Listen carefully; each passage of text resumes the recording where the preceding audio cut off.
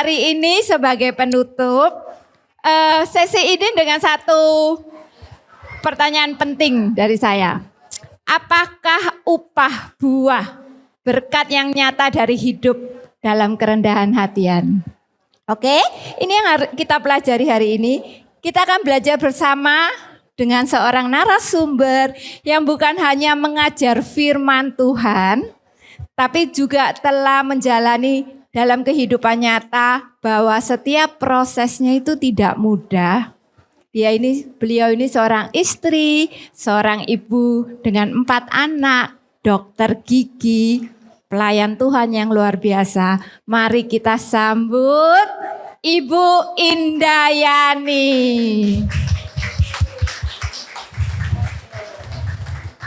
Selamat pagi. Pagi. Nah.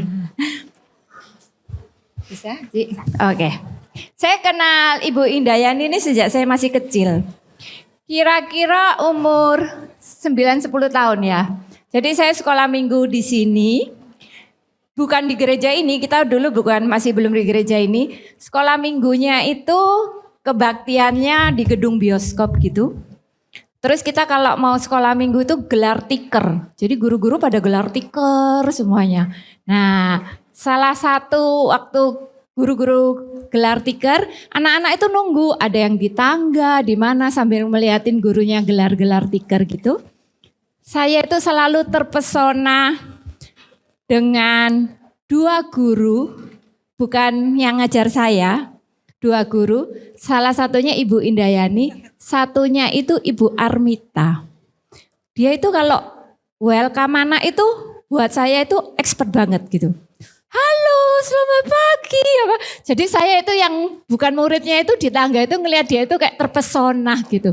Andaikan saya itu muridnya, saya mikir gitu. Seneng banget gitu loh di welcome kayak gitu. Nah, singkat cerita, saya ikut camp. Camp seperti camp anak yang dia akan adakan tanggal 14 Juni ini. Saya ikut camp dan saya kenal beliau secara pribadi. Singkat, padat, sebentar, tapi penuh dengan makna.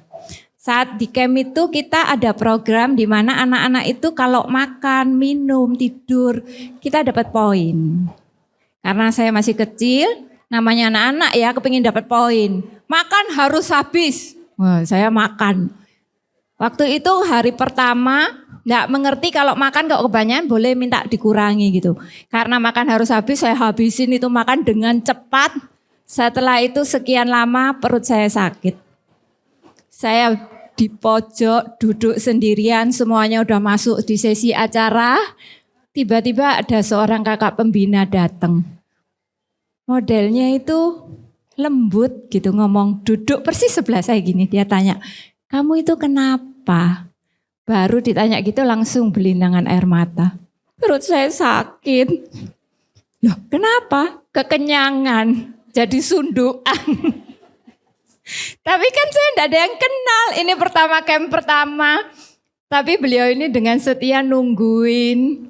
Kasih saya obat, nemenin saya sampai saya baik-baik aja. Oke. Itu pengalaman pertama saya. Tapi Ci, dari pengalaman singkat ini modal yang sangat cukup buat saya itu setelah camp ini saya dikirim di Malang. Saya pernah cerita sharing, jadi saya waktu kecil itu termasuk anak yang kurang cerdas. Kelas 1 saya jalanin 2 tahun, kelas 2 SD saya harusnya jalanin 2 tahun karena belum bisa baca tulis. Akhirnya karena menurut pemerintah enggak bisa, enggak naik terus enggak naik lagi. Dinaikkanlah saya di kelas 2. Kelas 2 saya enggak naik lagi, saya dipindahin sekolah saya enggak naik. Saya jalanin kelas 2 SD 2 tahun. Terus karena 2 SD enggak naik, kelas 3 di sekolah yang sama, saya harus naik. Ketika saya naik, berikutnya begitulah jadi nilai saya jelek, terus akhirnya ada di camp itu, ketemu Ci Indayani ini. Dialah yang menginvestasikan iman dalam hidup saya. Singkat, padat, dan saya tidak sadar itu terjadi dalam hidup saya. Saya sadar ketika saya sudah balik di sini ikut children camp karena kepingin mengalami hal yang lalu itu ya. Tiba-tiba saya terjun di pelayanan ini di guru sekolah minggu.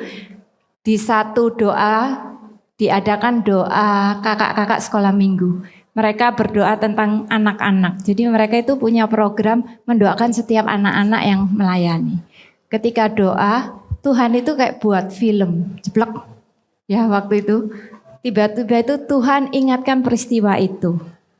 Yang saya duduk sendirian, saya lupa saat itu peristiwa itu udah. Waktu itu saya sudah SMA kelas 2 apa kelas 3. Peristiwa itu kembali lagi seperti film terjadi lagi. Dan saya lihat sosok Ibu Indayani ini mendampingi saya. Terus Tuhan bilang gini, beliau sudah memberikan investasi iman dalam hidupmu. Yaitu kasihku. Ini saatnya kamu memberikan tokat estafet yang sama ke setiap anak-anak yang kamu layani. Apa yang diberikan Ibu Indayani ini singkat, padat, hanya berapa menit berhubungan dengan saya. Tapi dampaknya itu besar dalam hidup saya. Inilah Ibu Indayani. Kerendah hatiannya luar biasa. Oke. Maka izinkan ya, kadang saya manggil dia Ciin, Kain, dia sebagai mama rohani saya segalanya. Nah, secara alkitabiah nih, ngomong-ngomong secara alkitabiah, melalui pengalaman pribadi Ibu jalani, apa makna kerendah hatian yang paling Ibu pelajari? Bagaimana Tuhan itu membentuk hal ini dalam hidup Ibu sehingga menjadi nyata dalam pelayanan sehari-hari? Makna ya? Yes.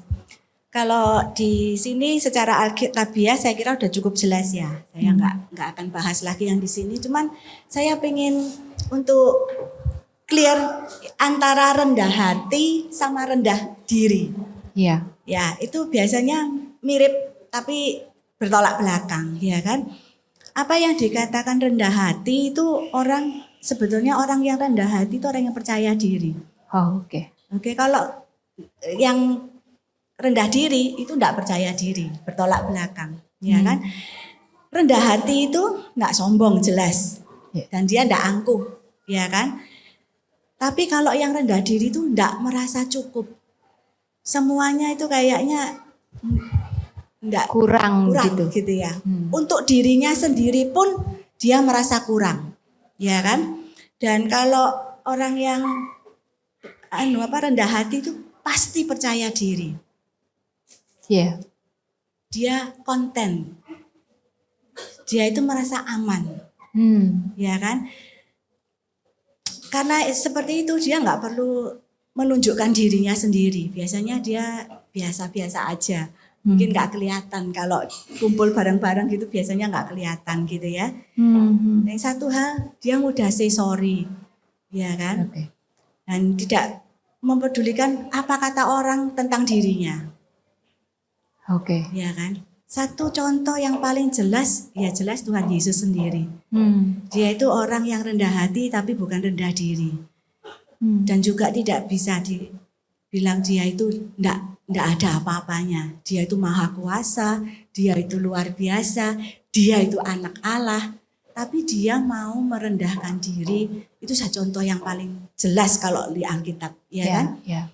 Tapi bagaimana kita itu bisa menilai apakah kita ini sudah rendah diri apa enggak? Sudah rendah hati apa enggak? Atau rendah diri justru? Oke. Ya kan?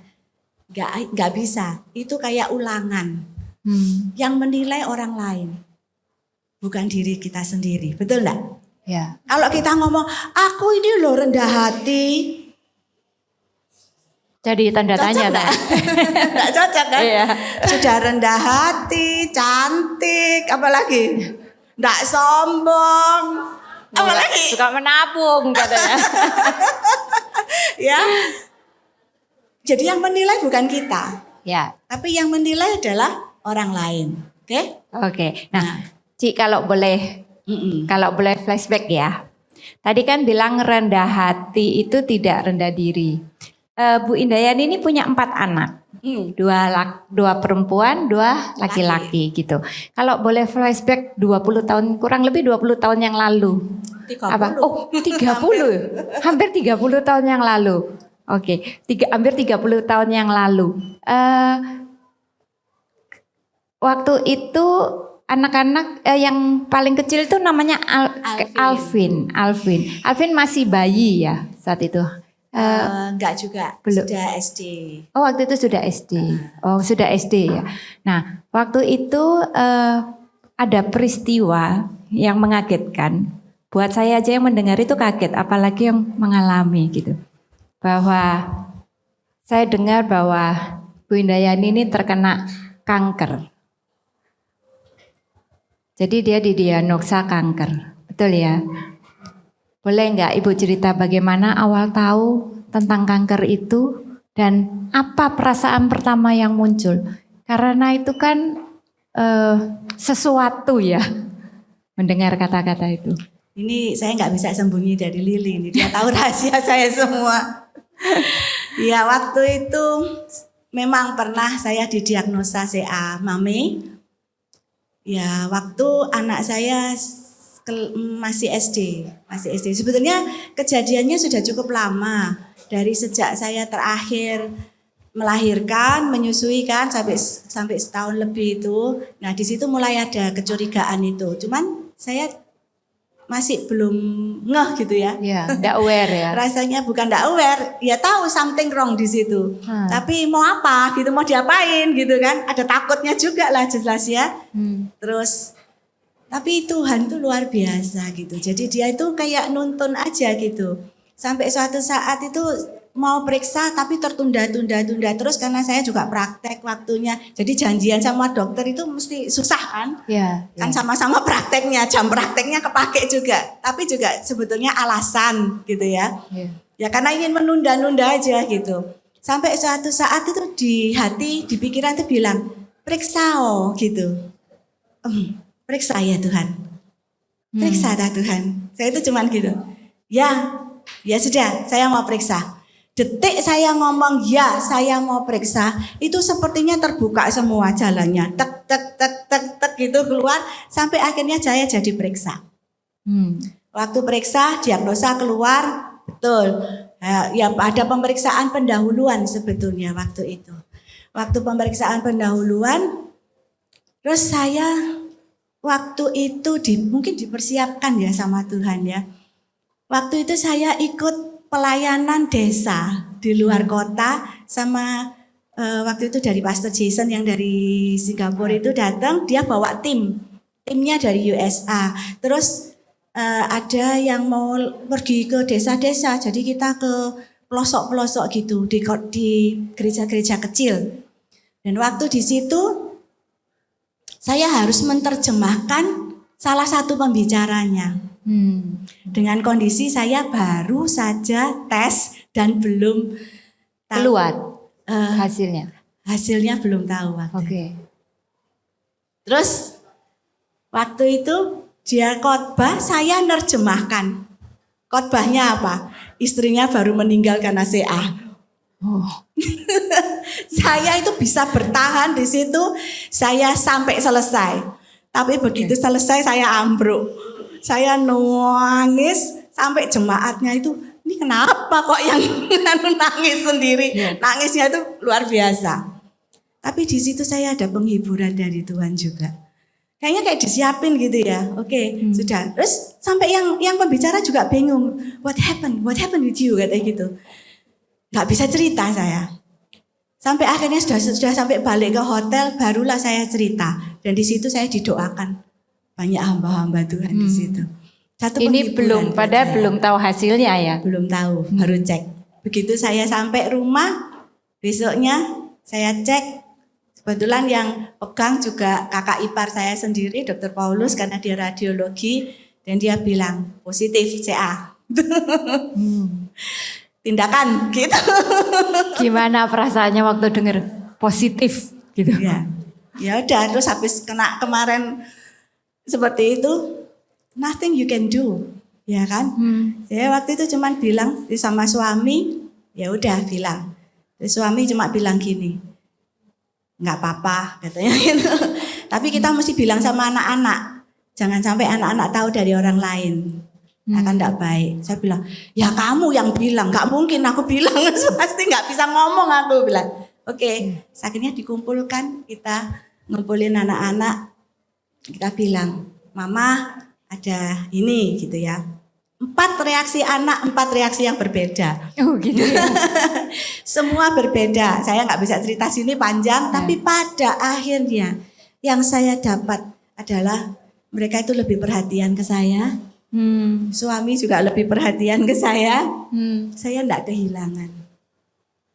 Dan akhirnya ambil keputusan untuk second opini. Waktu itu masih di Surabaya, saya second opini karena ada Pastor Jason juga yang membantu. Dia mengenalkan saya kepada seseorang yang ada di rumah sakit SGH waktu itu. Dan dia kasih saya surat untuk pergi ke dokter yang dia bilang ini bagus. Di Singapura. Rekomendasi. Pergilah saya ke sana. Ya. Mungkin sampai situ dulu. Oke. Dalam kondisi ini gitu ya. Waktu itu kira-kira tindakannya apa? Harus operasi? Harus dari yang di Surabaya?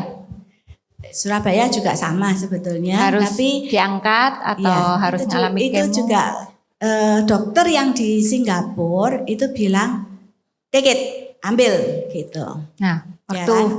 keputusan itu gimana? Kan enggak gampang ya. Ya, saya waktu itu pikir, biopsi aja belum diambil. Saya bilang gitu. Enggak, saya bilang enggak mau. Enggak mau saya bilang gitu. Biopsi dulu, saya bilang gitu. Biopsi. Akhirnya dibiopsi lah di Singapura. Dibiopsi di Singapura, saya pulang. Tuh rasanya itu saya masih perang kali sama Tuhan ya. Masih ngotot gitu. Masa sih, gimana sih, apa sih gitu kan. Saat itu ada nggak pikiran gini, Tuhan ini lagi hukum saya atau Tuhan ini lagi, saya ini diajar untuk one step iman akan Allah? Gak ada kepikir Gak ada itu. Ya. Jalanin aja, ya kan? Gak mikir lah yang seperti itu. Yang pikirnya ini gimana ini? Panik.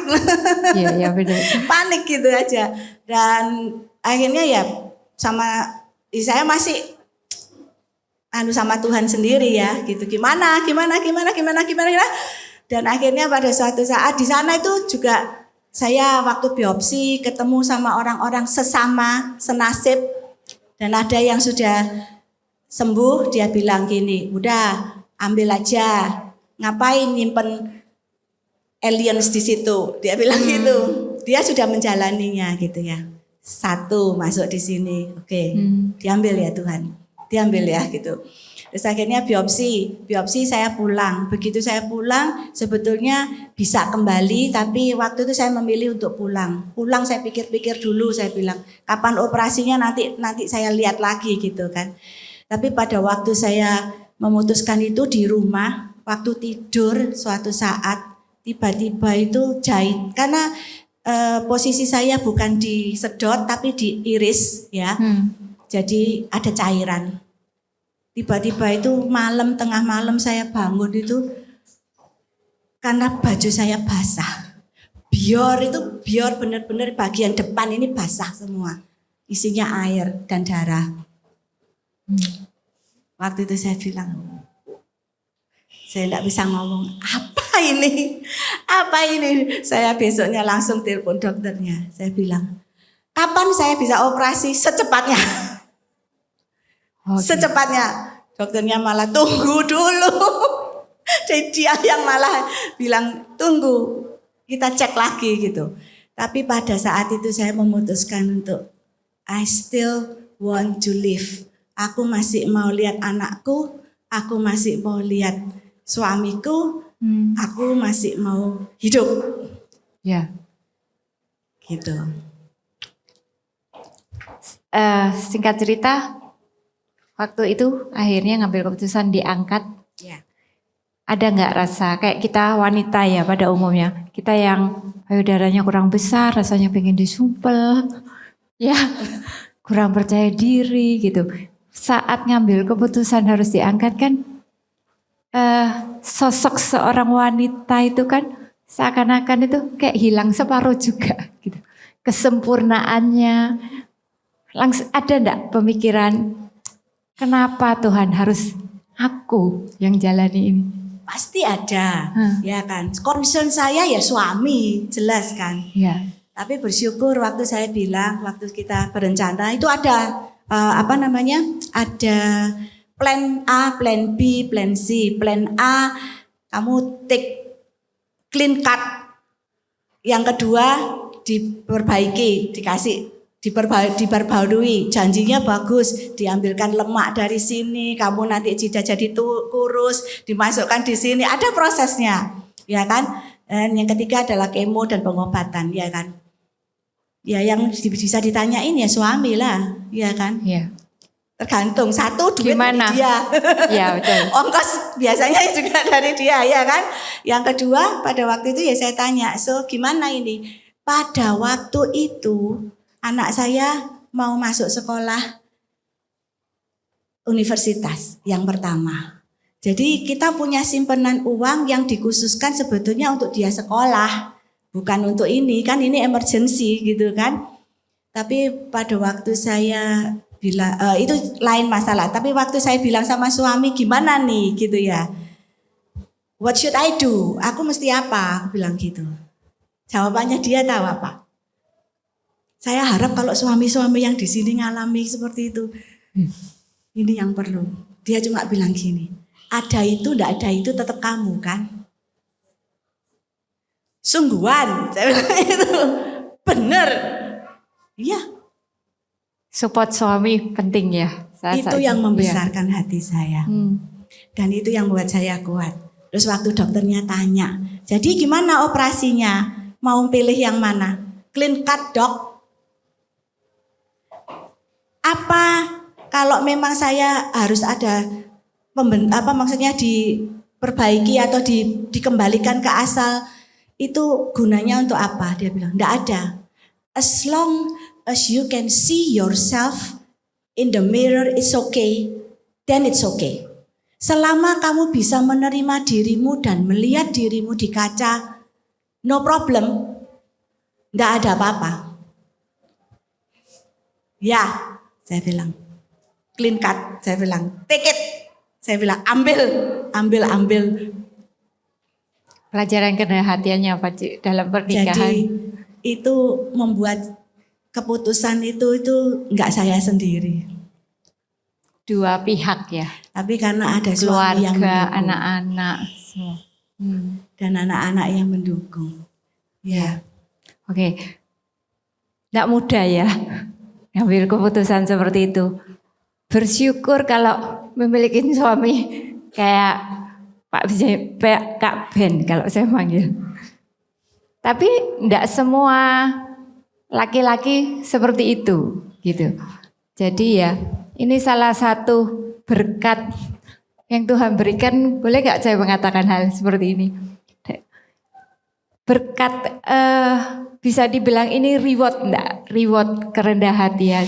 Saya menganggap ini reward. Ya. Nah, kita kalau belajar tentang Naaman, Ci, dalam kisah Naaman di Alkitab, Naaman itu juga mengalami ketaatan, hal yang sederhana yang dia lakukan.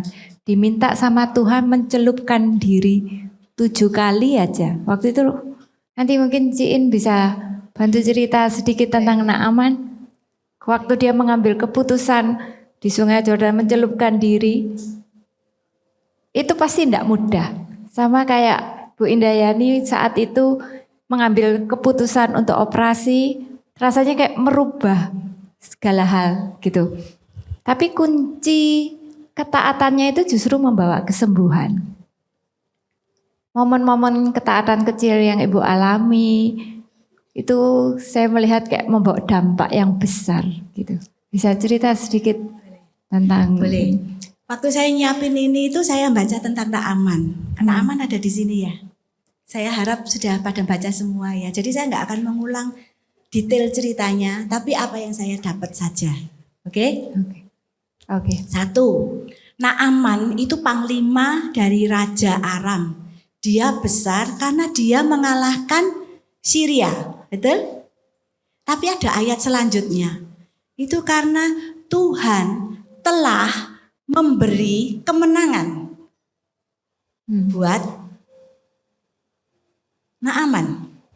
Kesuksesan kita, entah kita itu kenal sama Tuhan atau belum kenal atau masih enggak tahu tentang Tuhan sama sekali, tidak ada hubungannya. Mata Tuhan sudah tertuju ke Naaman. Kesuksesan yang suami kita miliki, yang kita dapat lewat suami, atau kesuksesan kita sendiri, itu datangnya dari Tuhan yang memberi. Ya. Oke? Itu aja sudah luar biasa ya. Tapi dia punya kusta. Orang yang sangat terpandang tetap punya kelemahan. Yes. Tuhan kasih itu bukan untuk menghukum kok. Tapi lihat karena Tuhan sayang sama dia. Kusta itu adalah penyakit yang tidak bisa diobati pada waktu itu. Begitu kamu kena kusta akan dikucilkan dan dipisahkan dan tidak boleh ketemu orang yang lain. Iya kan? Ya. Ya. Nah, tapi di rumahnya dia ada seorang anak perempuan yang tawanan. Jadi pada waktu tentara Aram itu raid, jadi menyerang, dia menawan seorang anak perempuan. Dibawa di rumah Naaman, dijadikan budak, melayani istrinya Naaman. Oke. Ya, kemarin kita dengar waktu saya mau cerita Naaman ini, dia bilang, aku enggak mau cerita Naaman. Gitu. Saya bilang gitu. Tapi saya dapat dari kemarin Dr. Hedwin cerita tentang Naaman juga. Saya bilang, oh Tuhan, oke, saya dengerin gitu ya. Dia ceritanya dari segi anak perempuan ini. Anak perempuan yang mendengar tentang Nabi Elisa, yang mendengar tentang kebesaran Tuhan, dan yang dia alami sendiri. Dia itu ditawan, yang lain bisa dibunuh, bisa diperkosa, bisa dimacam-macam. Karena tawanan perang. Dia dibawa, diselamatkan, dikasih ke istri Naaman untuk melayani istri Naaman. Malah punya kehidupan yang lebih baik mungkin dari Israel sana.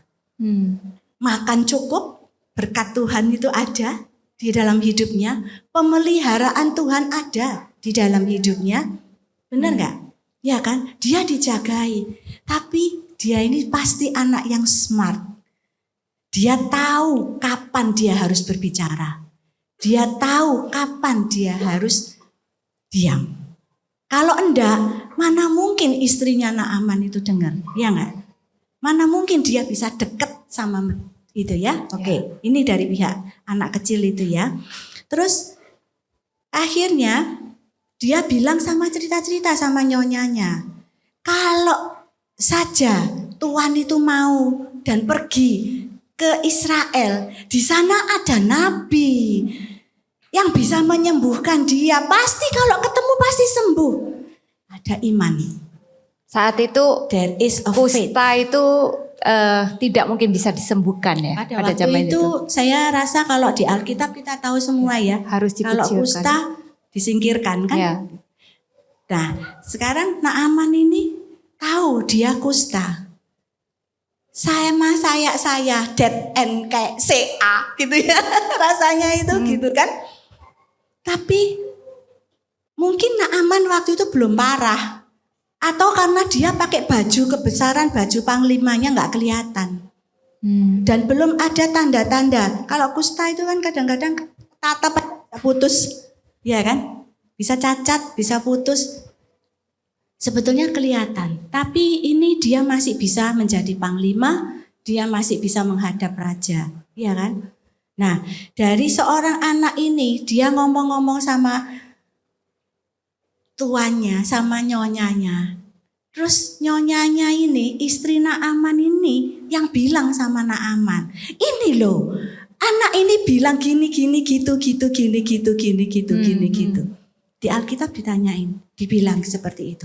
Ini itu yang diceritakan oleh anak ini kepadaku. Kamu pergi ke raja, minta sama raja izin, pergi ke sana. Ya kan?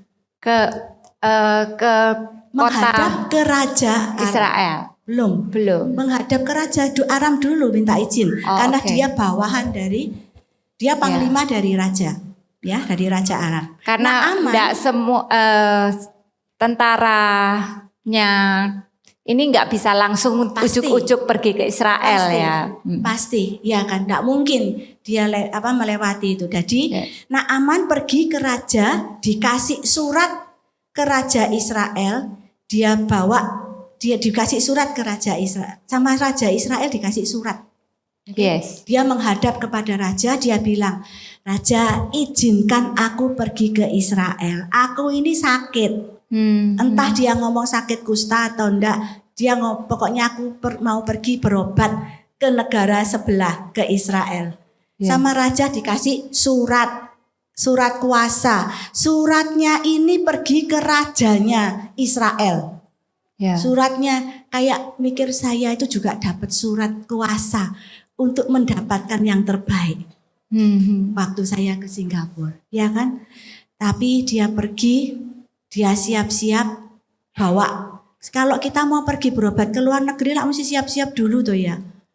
Ya, dolarnya disiapin, dolar Singapurnya disiapin, mau ke Malaysia disiapin, mau kemana. Pasti kan. It's a normal things. Suatu yang lumrah, ya kan? Tapi dengan surat itu pun pada waktu dia menghadap kepada Raja Israel, surat itu sepertinya tidak ada artinya. Malahan Raja Israel bilang, siapa aku ini bisa menyembuhkan kamu? Oh, kamu gara-gara ya? Mau perang ya? Malah diterima dengan negatif. Kadang-kadang apa yang sudah kita siapkan ini tidak ada artinya. Sesuatu yang rasanya ini aku sudah punya pegangan ini. Pasti aku bisa ini. Kadang-kadang itu tidak ada artinya. Tidak bisa kita pakai aja.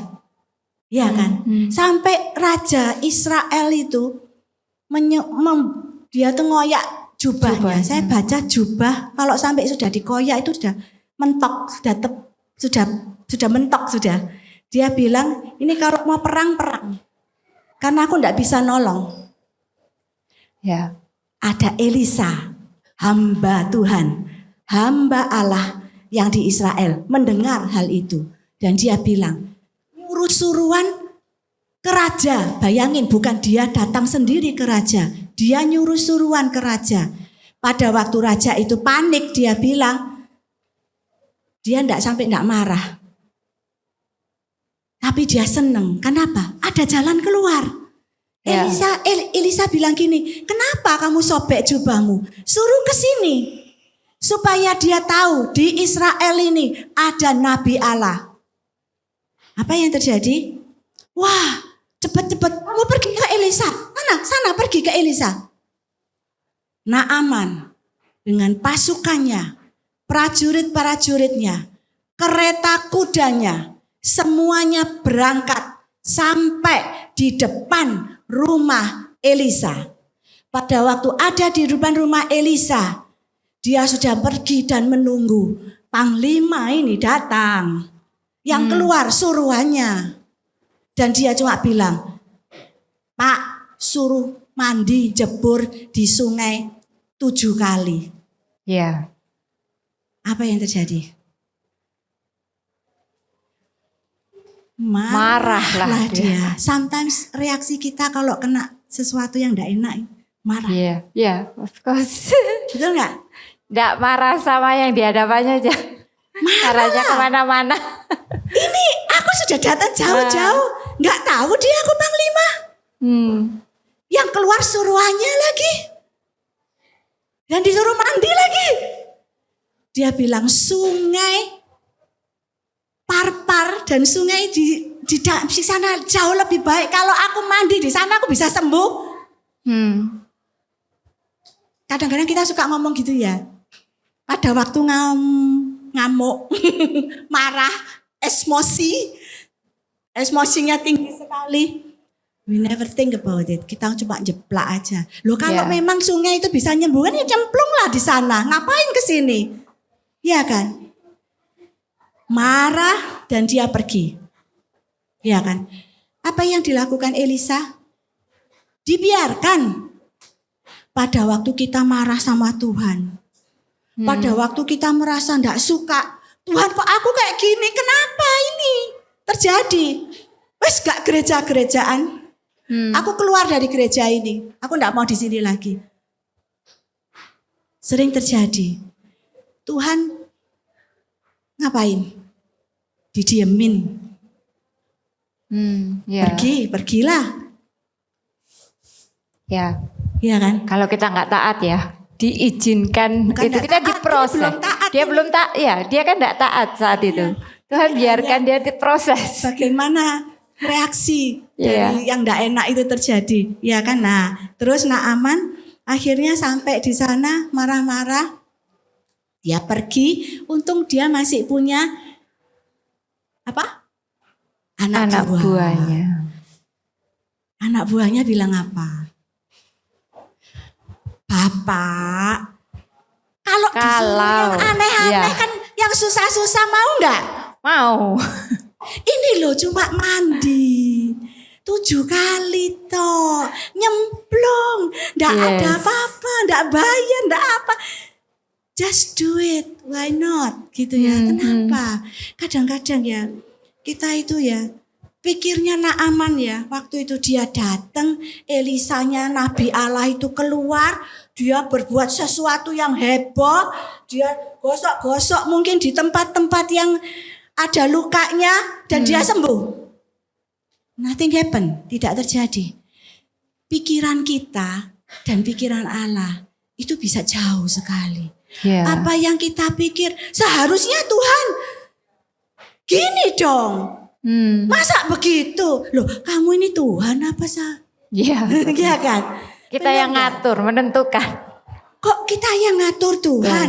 Loh Tuhan, aku loh sudah gini gitu. Iya enggak? Tapi Tuhan tuh loh stay silent, diem. Kenapa? Suabarnya luar biasa itu. Padahal kalau enggak kita kayaknya sudah perlu digituin ya. Naaman akhirnya pergi. Dia taat. Terus dia pergi, saya pikir-pikir iyalah ya. Aku sudah datang jauh-jauh. Sudah dari sana jauh. Kemungkinan dia ingat suara istrinya. Dia bilang, kamu nek enggak sembuh enggak usah balik ya. Kamu enggak tidur di rumah. Keluar tidur di ruang tamu sana. Ya kan? Ya. Mungkin dia cuma ingat istrinya. Iya ya, kalau aku pulang dalam kondisi seperti ini, rajaku masa mau terima aku juga? Bawahanku mau deket-deket sama aku yang kusta ini. Kalau aku tidak sembuh, karirku hilang, keluargaku hilang. Aku tidak jadi orang lagi. Zero. Yes. Kenapa enggak tak coba? Yuk kita pergi ke sana. Rombongannya. Enggak ke Elia lagi loh dia.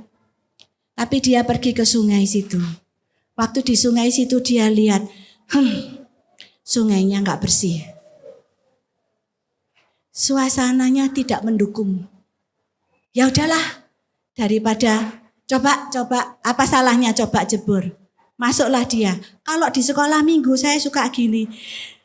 Raja Naaman masuk ke dalam air 1 kali.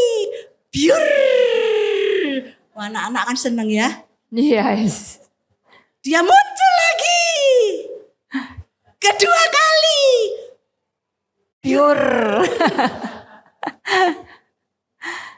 Tapi saya bayangkan apa yang dilakukan Tuhan di situ. Kenapa kok 7 kali? Sekali aja kan cukup toh Tuhan. Kalau Tuhan mau. Wah, kenapa harus 7 kali? Saya cuma bayangkan. Kalau kita punya baju yang kesayangan kita. Baju yang kita sayang-sayang tiba-tiba kena ceprot sesuatu. Terus mau kita cuci. Berkali-kali. Dilihat, oh masih ada kotornya. Masukkan lagi. Oh ini masih kurang bersih. Masukkan lagi. Apa yang terjadi dengan Naaman? Waktu sekali dia masuk, dia pikir, aku mau ini sudah lumayan loh ya. Aku kerjain ini bukan karena aku ya. Karena itu hamba Allah itu yang minta, yang nyuruh. Dia masuk. Keluar lagi, nothing happen. Masih sama. Tuh kan, masih sama. So what? Gak ada perubahan kan? Aku sudah nurut loh. Aku sudah masuk sungai kotor ini loh. Belum 7 kali. Masih sama. Masuklah dia kedua kali. Kira-kira apa yang terjadi kedua kali? Bertanya-tanya ya. Mungkinkah ini sembuh? Bisa enggak ya? Dengan hanya ya? nyemplung-nyemplung. Berkurang enggak ya? Yes. Waktu dia naik lagi kedua kali. Nothing happen. Still the same. Kotoran itu masih ada. Penyakitnya masih ada. Yeah. Belum ada perubahan sama sekali. Dia mulai lihat. Jangan-jangan karena dosaku ya. Kadang-kadang kan kita gitu ya. Yes. Kalau sudah doa 1 kali, doa 2 kali, kita mulai lihat ke dalam. Aku lagi ngapain sih? Kok Tuhan gak dengar? Tuhan, aku salah Tuhan. Ampuni ya Tuhan ya. Sorry Tuhan. Maaf ya Tuhan. Aku salah sama dia ta Tuhan. Ya wes aku tak datang Tuhan. Say sorry. Ketiga, belum terjadi apa-apa juga. Ya enggak? Ya. Kira-kira apa yang terjadi lagi? Mulai Tuhan itu bersihkan Naaman. Dibersihkan sedikit demi sedikit. Ya kan? Sampai ke 5, ke 6. Saya enggak detail ya. Bisa dikarang sendiri ya. Yes. Pada saat, saya cuma nambahi gini. Biasanya kita itu loh kalau sama anak aja 1, 2, Ulang lagi kadang-kadang kita ngancam Mbak Tuhan ya gitu loh. Enggak sadar. Tuhan sudah 3 kali. Ya kan? Ini Tuhan biarin. Dia enggak bilang apa-apa. 6 kali baru dia bilang ini sudah deadline Tuhan. Ini sudah ke-6 Tuhan. Dia mulai sadar, what do you want from me Tuhan? Apa yang kamu inginkan dari aku Tuhan? Mau apa kamu dalam hidupku Tuhan? Mulai ada janji-janji. Kalau ada yang nasar di sini, pernah memberikan nasar sama Tuhan. Tuhan ingat loh. Pada waktu kita minta sesuatu dari Tuhan dan tidak dituruti, biasanya kita sama anak-anak. Ya kan? Tuhan kalau aku nanti sembuh Tuhan, aku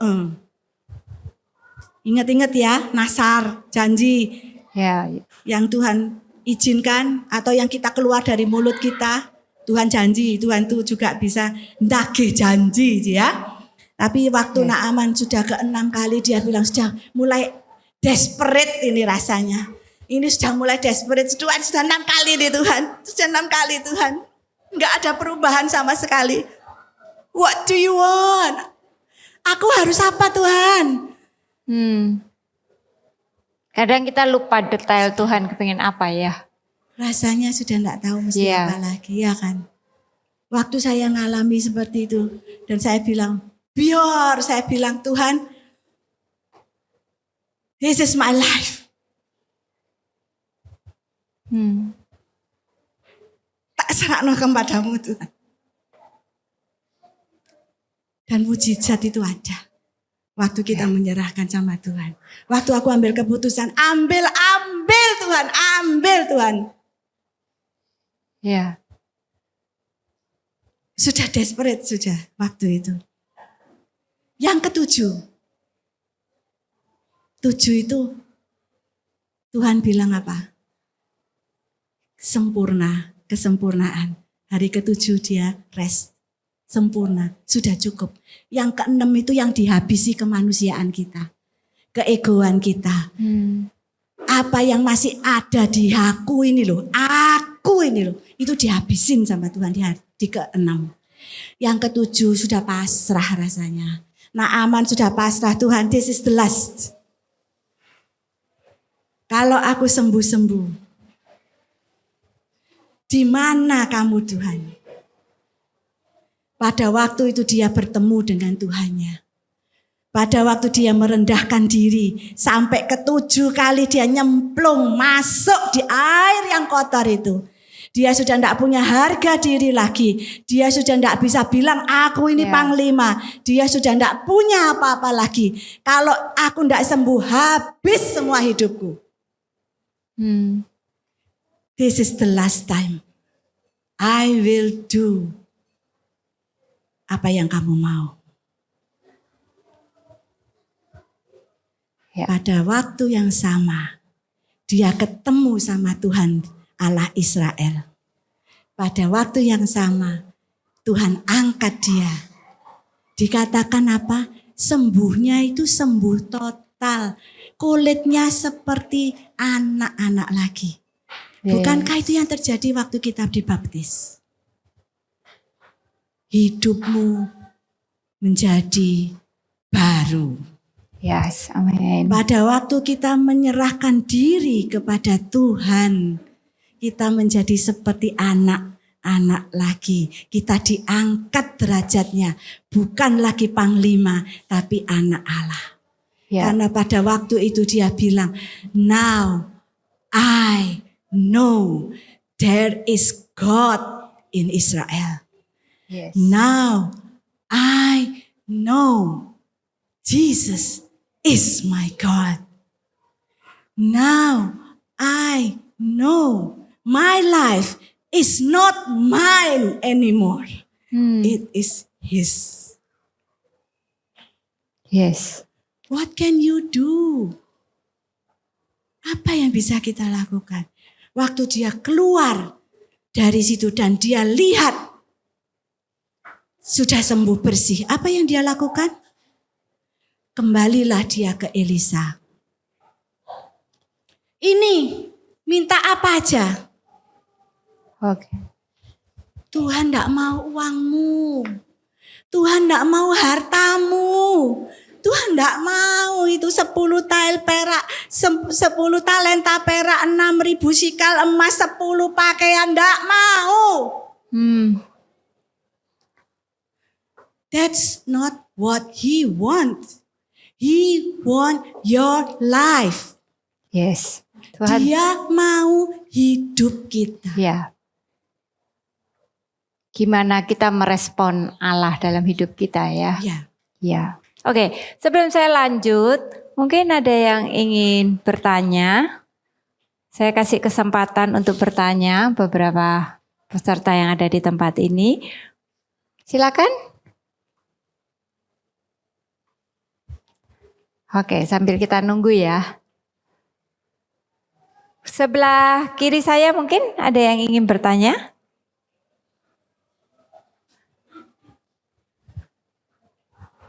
Oke. Oke, silakan. Saya Yanita. Saya mau tanya, apakah kerendahan hati itu sama dengan mengalah? Mengalah itu dalam arti kalau kita dicaci, disakiti, dimaki-maki, kita mengalah itu apakah sama dengan kerendahan hati? Itu aja pertanyaannya. Ada dua hal. Kita mengalah karena itu kita mau mengalah, itu rendah hati.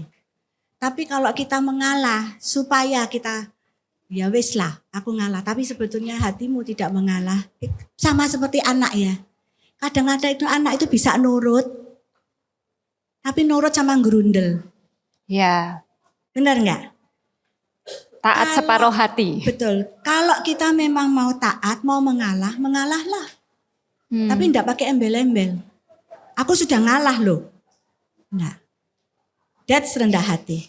Tapi kalau kita cuma mau mengalah, tapi enggak mengalah di sini, ya bukan rendah hati. Makanya saya bilang, nobody knows. Enggak ada yang tahu. Yang menilai Tuhan. Apa yang ada di isi hatimu, itu kayak ujian tadi. Yes. Ya. Dan Tuhan selalu lihat hati kita ya, Cik ya. Yes. Oke. Terjawab? Oh, ada yang lain? Mungkin yang ingin bertanya? Oke. Sana. Saya mau tanya, bagaimana caranya agar waktu di saat kita disakiti Tuhan ataupun ya bukan disakiti Tuhan, ya disakiti sesama, semua ini terjadi kan di dalam hidup kita sesuai dengan rencana Tuhan. Tapi kan kadang-kadang kita nggak memikirkan hal itu begitu menyakitkan, sehingga bagaimana caranya kita percaya Tuhan itu baik. Padahal yang kita alami ini begitu sangat menyakitkan. Jawab boleh? Oke. 1. Yang penting kita itu bisa nerima diri kita sendiri dulu. Dalam proses ini kita bisa nerima diri kita sendiri. Saya ngalami yang seperti ini, tadinya itu juga masih ya rasanya gimana toh ya. Saya ini sebetulnya kalau dibilang ya, aduh direkam takut saya ini.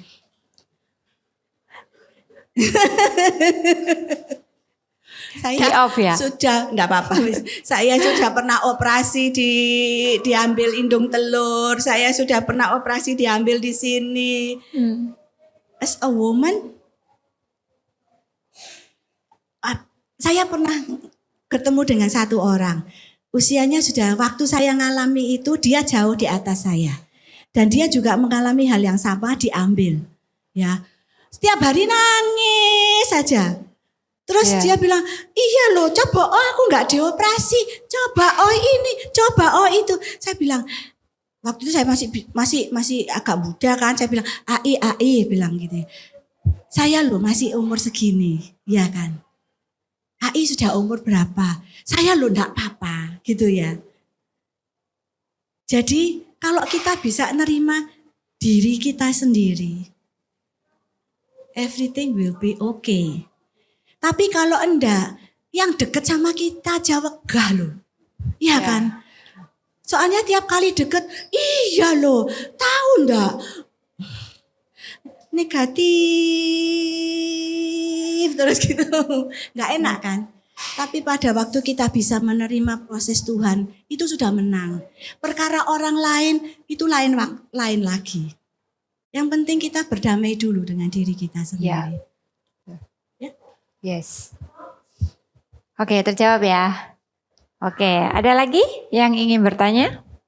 Mungkin satu lagi. Oke. Selama kita masih bergumul di proses itu, nanti prosesnya tambah lama. Itu ya. Tuh loh, diputar-putar sampai 40 tahun Mbak Tuhan. Kayak bangsa Israel. Nah, iya kan. Tapi pada waktu kita bisa menerima, saya kasih tahu ya. Detik saya bisa menerima, ya Tuhan ambil. Waktu itu ya. Terus akhirnya kita pergi, saya dioperasi memang di Singapura. Mami saya, mertua saya, anak-anak, enggak ada yang bisa ikut. Yang ikut cuman suami. Mami saya aja mau ikut enggak bisa, ya toh. Ya mendingan uangnya untuk biaya di sana toh daripada bawa mami kan gitu ya. Ya kan? Pada waktu saya di sana hanya ditunggui suami, ya. Terus ada Pastor Jason yang juga membantu di sana selama proses di sana, oke? Takut. Yang saya takutkan tuh sakit. Dioperasi segitu bisa, saya biasanya abut aja sakit tuh ya. Saya kasih obat terus supaya enggak sakit orangnya. Ini loh operasi segitu, gitu ya. Sakitnya gimana Tuhan? Kan biasanya gitu ya. Yang saya takutkan itu loh sakit. Mujizat apa yang saya dapat? Waktu saya masuk ke situ, damai sejahtera yang tidak masuk akal itu yang saya alami. Pada waktu saya sampai hari operasi, saya masuk ke situ bertiga sama suami. Tuhan kirim Helen Helen dan suaminya waktu itu ke sana sempat doakan saya di sana juga. Oh tuh itu saya enggak minta, saya enggak ini. Tuhan kirim malaikat untuk mendoakan saya pada waktu itu. Dan saya waktu sudah didoakan selesai, terus nama saya dipanggil. Ya, Mrs. Indah, yes, I'm here. Bilang, saya masuk ke sana. Masuk di situ saya pikir belum lah ya, baru masih ada apa-apa gitu kan ya. Ternyata saya di dalam sudah disuruh pakai baju operasi. Semuanya sudah dilepasin semua sampai semua dilepasin semua. Saya bilang, no, stop. I still have to go out. Aku bilang, saya bilang gitu. Saya belum pamit sama suami ya. Lalek bablas ya apa?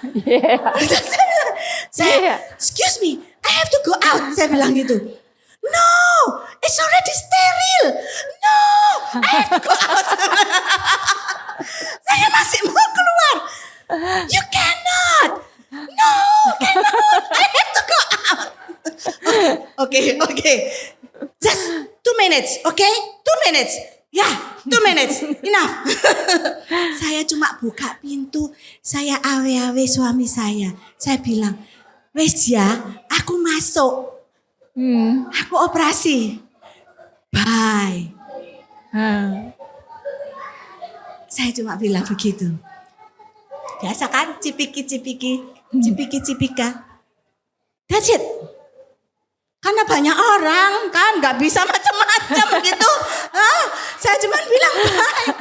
Setelah itu saya langsung masuk di ruang steril. Di situ sudah gak bisa keluar, gak bisa apa-apa. Tiap dokter tanya, you know what you are going to do? Yes, I know. Semua prosedur saya jalani.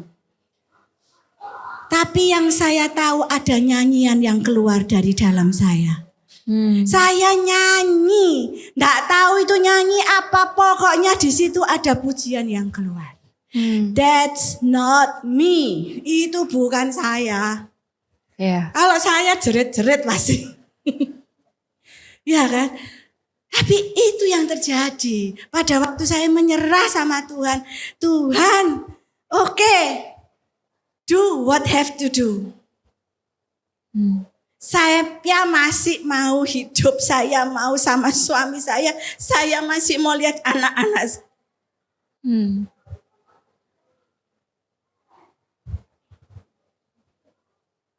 This is my life. It's yours. Makanya itu nasar saya, kenapa saya juga jadi berdiri di sini.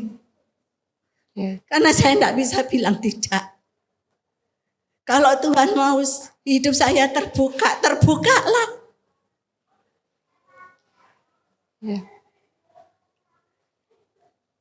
Yang buat orang lain mungkin memalukan. Haria, kamu kok ngomong cerita-cerita yang kayak gitu sih?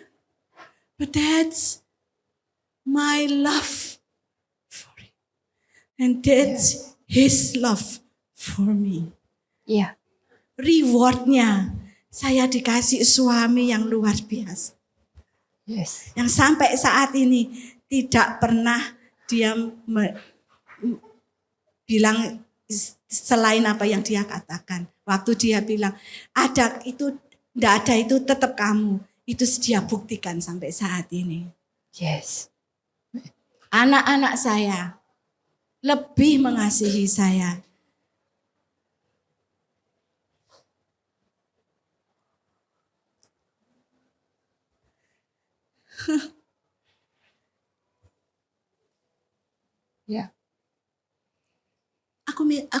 Aku perlu minta apa lagi? Nothing. Gak ada kalau Tuhan sudah cukupkan. Kurang apa? Gak ada. Kurang ajar kali ya. Ya kan? Ini sudah selesai, tak selama loh ini. Tepuk tangan dulu dong. Oke. Q&A-nya sudah. Oke. Terakhir ya Ci ya, boleh ya? Oke.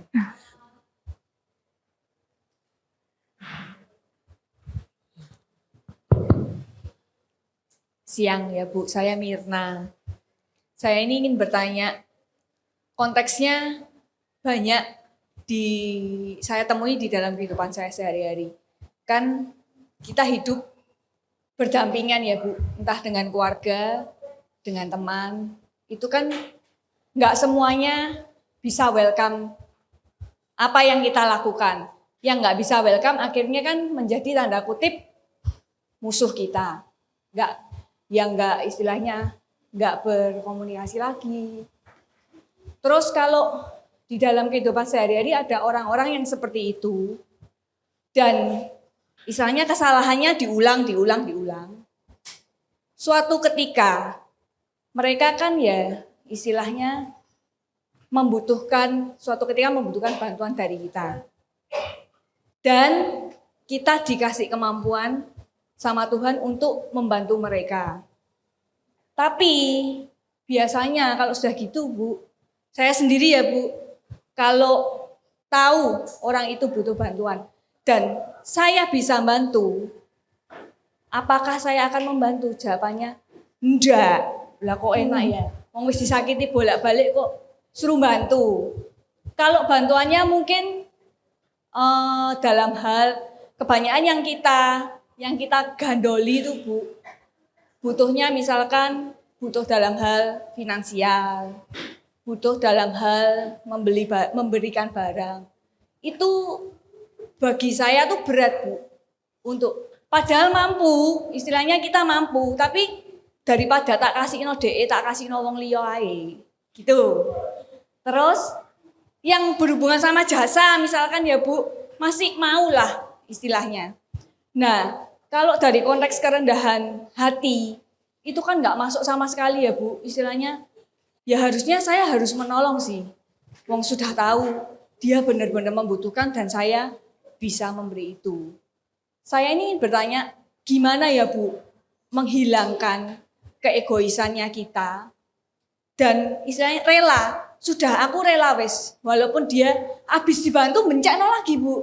Nah itu loh, caranya gimana ya supaya ya aku rela, ya sudah tak bantu ya sudah aku harus tutup mata. Lah itu sampai sekarang ya kebanyakan nggak saya aja ya Bu, mungkin mewakili yang lainnya banyak yang masih bisa belum merelakan tindakan itu. Jadi ya apa ya Bu, supaya kita ini diberi kerendahan hati yang sampai ya Bu Indah bisa bagikan ke kita. Ya, thank you. Boleh jawab? Oke, silakan Ji. Saya bayangkan anak kecil tadi. Ya, dia itu dibawa dari rumah mama bapaknya ibunya yang nyaman, dibawa musuh, ditempatkan di tempat musuh. Ya. Sebagai hamba. Oke. Kira-kira dia berontak enggak pertama-pertama? Iya, pasti. Ya. Berontak ya. Tapi dia punya Tuhan ya. Soalnya dia bisa cerita ini dan itu tadi. Oke. Itu proses Tuhan kan. Tapi bagaimana dia hidup di situ, itu yang menentukan. Setelah Naaman balik, dia masih jadi budak? Ya. Masih. Tapi statusnya akan berbeda. Betul? Enggak masalah kan? Yang saya ingin katakan begini. Di mana kita ditempatkan, berfungsilah di situ. Tapi jangan jadi orang bodoh. Ya kan? Anak perempuan ini pasti pinter. Ini omongan dari anak saya. Waktu habis denger cerita Dr. Hedwin, malamnya kita berempat, saya, suami, sebenarnya sama mama, sama anak wanita dua anak wanita saya. Dia bilang gini, Papa, aku dapat yang lain Pak. Aku dapat gini Pak. Itu anak kecil itu pasti pinter Pak. Kok bisa? Kalau enggak pinter dia enggak survive di situ satu. Ya. Yang kedua, dia tahu bagaimana dia harus bertindak. Dia menunggu Pak, itu arek pasti pinter Pak. Dia menunggu saat yang tepat untuk dia ngomong. Kalau enggak mungkin didengar sama nyonyanya. Benar. Dia bisa menyenangkan hati nyonyanya. Itu arek pasti pinter itu, Pak. Iya kan? Tapi dia juga bukan hanya itu. Dia punya iman yang besar. Dan dia menggunakan imannya itu pada waktu yang tepat. Pada saat yang tepat. Kita bisa ditempatkan sebagai mantu di keluarga suami. Yang mungkin tidak kondusif. Saya enak banget punya mertua seperti ini. Punya ipar-ipar seperti itu. Saya ini enak banget. Tapi mungkin tidak semua orang seperti itu. Tapi dimanapun kita ditempatkan. Kalau kita bisa memfungsikan diri sebagai hamba Allah. Pasti Tuhan akan pakai. Tapi kalau kita hanya mau di-use, hanya mau digunakan, itu bodohnya kita. Iya enggak? Kalau betul anak perempuan ini disuruh ambilkan ini, ambilkan itu, ambilkan ini, ambilkan itu. Tapi pada waktu dia naik pangkat menjadi asisten dari nyonyanya, dia juga bisa merintah orang lain, hamba yang lain. Nyonya perlu ini, ambilen. Bisa enggak? Ya. Tapi pada waktu saya belajar justru dari Bu Linda. Saya pernah ngalamin seperti itu. Saya pernah ada orang minta tolong saya. Anaknya mau kawin karena kecelakaan. Dia butuh uang. Dan dia itu neror. Sampai gini, kamu lo Kristen, kamu lo kaya, kamu lo bisa nolong aku. Kenapa kamu enggak nolong aku? Itu tiap hari saya ditelepon. Sampai betul, intimidasi. Dan saya sampai merasa bersalah sekali loh. Ya apa ya ini ya? Sampai itu saya ngomong sama suami, Papa, ini loh Pak, ya apa ya Pak? Aku nolong kok ya sudah keterlaluan gitu ya. Aku beberapa kali sudah kasih uang ke dia. Tapi ini nuntutnya tambah besar Pak gitu kan. Ini sudah gak bener lagi gitu kan. Tapi apa ya dia ngomongnya gini gitu rasanya kamu loh orang Kristen, kamu loh katanya penuh kasih, kamu loh pakai ayat Alkitab. Gitu. Terus suami saya cuma bilang gini, kamu sing utang sama dia ta? Ya enggak lah. Iya toh. Yeah. Terus iya ya. Ngapain kok aku nih kayak sing ditagih utang? Kayak kewajibannya kita iya. ya. Loh dia yang salah anaknya. Kecelakaan dosa lagi. Aku mau bantu. Terus ingat omongannya dia.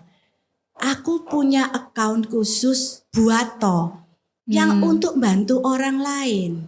Tapi jangan merugikan keluarga. Sampai kamu bantu orang lain sampai anakmu enggak makan itu salah.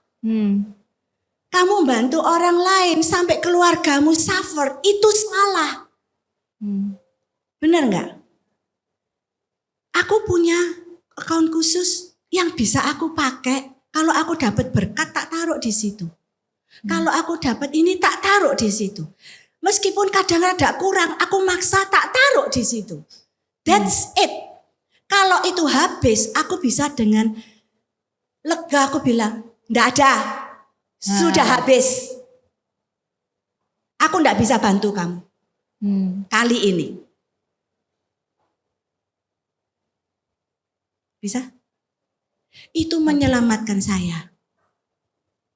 Itu dari Bu Linda. Yang kasih saya ide. Dan itu saya pakai. Jadi kalau mau nolong orang silakan saja.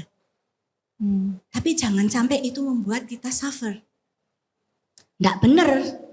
Tuhan juga nggak mau kan kita. Kecuali Tuhan benar-benar suruh. Suatu saat saya lagi kepengen punya, masih boleh cerita ini? Habis dah. Gimana? Oh? Masih boleh? Oke. 5 menit. Sedikit boleh ya. Kecuali Tuhan bicara jelas. Pernah sekali saya praktek. Saya sudah punya di sini. Nek aku dapat sampai segini, aku mau beli ini gitu ya. Kan bisa dong. Kan uangku kan gitu. Bukan uangnya Tuhan dong. Tapi kan rencana itu ada gitu ya. Persis saya sudah ngumpulin sampai kira-kira nilai seperti itu, ada orang datang. Ciin, bisa enggak Ciin bantuin aku dengan nilai yang sama. Persis. Kalau sudah gitu, kasihlah. Bu In ini salah satu dokter gigi yang sangat murah hati. Siapapun yang datang. Ciin, saya ininya sakit tapi dia tahu dia nggak punya uang, datang aja. Ini Bu Indayani. Lanjut. Lain lagi itu. Ya. Ini memang kemurahannya itu kayak di luar ekspektasi. Kalau saya bilang, you mau bantu, bantu. Tapi kalau kamu bantu terus dia enggak berubah dan dia jadi lebih jelek, termasuk salahmu loh. Ya, betul. Kalau kamu mau bantu, bantu sampai dia bisa berdiri sendiri. Yes. Bantu sampai dia bisa beli sendiri barang itu. Yes. Itu yang perlu kamu bantu. Kamu bisa bilang, tak doain, kamu dapat kerjaan, tak doain, atau kamu kerja no ini, tak kasih uang. Tapi kamu kerja. Jangan mendidik orang jadi mental minta-minta. Ya. Yeah. Itu malah bunuh orang, bener ya? Yes. Betul. Ya, jawab ya. Oke. Sadis ya? Tapi betul. Sometimes itu kalau kita membantu tanpa kayak ada batas secara itu, rasanya itu diri kita sendiri yang kepayahan. Ya, akan hal kayak gitu. Dan tidak membantu apa-apa dan tidak mendidik apa-apa ke orang yang kita bantu. Gitu. Oke, untuk kata-kata terakhir, Cik. Buat para peserta yang di sini, mungkin mereka sedang mengalami pergumulan hidup mereka masing-masing ya. Ada nggak pesan atau prinsip praktis dari pengalaman Ibu Indayani yang bisa menguatkan para peserta yang ada di sini? Ibu, saya cuma mau kasih tahu, jadilah diri sendiri, jangan jadi orang lain. Yes. Ya. Nggak usah takut omongannya orang lain. Nggak usah takut nanti gini gitu. Be content dengan dirimu sendiri. Saya mau nambahin sedikit. Ini termasuk salah satu poin yang anak saya ini bingung. Tak asik enggak ya? Asik enggak ya gitu ya. Tapi yang saya ingat itu Bu Dewi soalnya. Gini Bu Dewi ya. Cerita Naaman ini. Sebetulnya siapa yang paling berperan? Perempuan atau siapa ayo? Perempuan yang tertawan atau pasukan yang bilang sudah lakukan aja? Atau apanya sendiri? Waduh, ayo yang mana ini? Hah? Siapa? Hambanya. Bukan. Yeah. Kalau anak saya bilang bukan. Anak saya loh ini yang bilang, bukan saya ya. Dia bilang, Pak, aku dapat Pak, ini Pak. Dari ceritanya Naaman ini ya Pak. Memang gak disebut, yaitu tadi supaya rendah hati. Tapi yang paling banyak berperan itu siapa? Pasti istrinya lah Pak. Pasti dia seneng. Papanya tanya, kok bisa? Loh, yang buat sampai Naaman ini menghadap raja kalau enggak istrinya siapa? Betul, istrinya itu dengar dari anak ini. Tapi masa anak ini yang cerita sama tuannya? Kan enggak mungkin kan? Pasti waktu di kamar itu dia cerita. Papa, katanya ini loh Pak, itu di sana itu ada ini loh Pak. Kamu gak mau sembuh tak Pak? Ayolah Pak. Nek kamu sakit loh nanti ya apa ini anak-anakmu ini Pak? Iya. Kamu ini loh Pak, ayo tak Pak. Usaha tak Pak. Cari dokter sana loh. Iya. Pak, tak telepon no ya Pak ya. Ini Pak katanya koncoku Pak, ada dokter hebat Pak. Dek Singapura Pak, dek Malaysia Pak, ini dek Israel Pak. Tak siap no loh Pak, semuanya tak siap no Pak, bawa wis Pak. Nek perlu apa-apa kekno kabeh kekno wis pokoknya sembuh. Iya.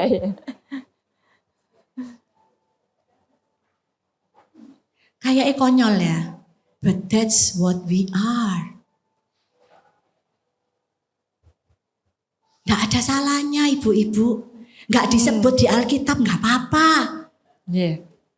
Tapi kalau bukan karena istrinya yang menyuruh Naaman pergi ke sana, yang bilang sampai Naaman aja waktu ke raja bilang apa? Ini loh aku dengar ini itu. Bisa bayangin gak? Ini itu tuh dari mana? Pasti itu, ya toh? Bener gak? Ya. Nah, terus yang kedua, waktu Naaman mau jebur, dia marah-marah. Dia mikir, ini nek pulang habis aku kalau gak sembuh. Hah? Terus gara-garanya ditanyai, kenapa kok kamu gak sembuh? Ya males lah masuk di, bisa dijuewer, dibawa balik, dicemplung, diuyak-uyak di situ. Ini katanya anak saya loh ya. Ini katanya anak saya loh ya. But that's true. Benar gak? Dia mikir, Naaman ini kalau aku pulang gak sembuh hanya gara-gara aku gak mau nyemplung di rumah, aku bisa dipecel. Benar gak? Iya kan? Karena itu dia ya wis mau. Masuk dia ke situ. Siapa yang masih punya beban suami-suami yang seperti ini? Meskipun jenderal, meskipun panglima, dia dihormati di mana-mana, di kamar kita bisa urek-urek. The power is istri ya. Sampai dia bisa terima Tuhan sebagai Tuhan dan juru selamatnya. Ya, amin. Kalau suami aja bisa, apalagi papa mertua, mama mertua, ipar. Ya. Bukankah itu hal yang tidak mustahil bagi Tuhan? Yes. Di tangan kita ibu-ibu. Kemarin ada ikut apa? Ikut kata istri apa ikut kata Tuhan? Double dead. Nyambung semua toh. Lewat kata istri yang nurut sama Tuhan. Ya. Oh. Gak akan pernah salah. Bener gak? Ya. Lah kalau istrinya gak nurut sama Tuhan, ya kasihanilah aku. Ya, jadilah istri mama yang takut akan Tuhan. Supaya semua kusta di rumahmu bisa dibersihkan sampai menjadi baru. Amin. Sudah mohon ampun, sudah. Thank you. Memang kadang kita nggak perlu di panggung ya. Dimanapun kita berada, kalau Tuhan mau pakai kita bisa. Oke, untuk kata-kata penutup saya ingin menutup dengan satu kalimat. Tuhan itu nggak pernah terburu-buru, tapi Dia tidak pernah terlambat. Kalau hari ini Tuhan sedang membentuk hatimu, percayalah hasilnya akan indah. Karena Tuhan sedang mempersiapkan reward yang tidak hanya untuk dunia, tapi untuk kekekalan. Terima kasih Bu Indah atas kebenaran yang sudah hanya diajarkan tapi dihidupi. Hari ini kita belajar bahwa kerendahan hati itu bukan kelemahan tapi kekuatan sejati. Setuju ya? Tuhan itu memulihkan bukan hanya tubuh tapi bentuk hati kita menjadi seperti Kristus. Amin. Amin. Tidak ada proses yang sia-sia di tangan Tuhan. Terkadang kita itu tidak mengerti jalannya, tapi kita bisa percaya pada hatinya. Mari kita terus setia meskipun dalam hal kecil, karena di dalam ketaatan yang sederhana tersembunyi reward yang besar. Tuhan Yesus memberkati. Terima kasih.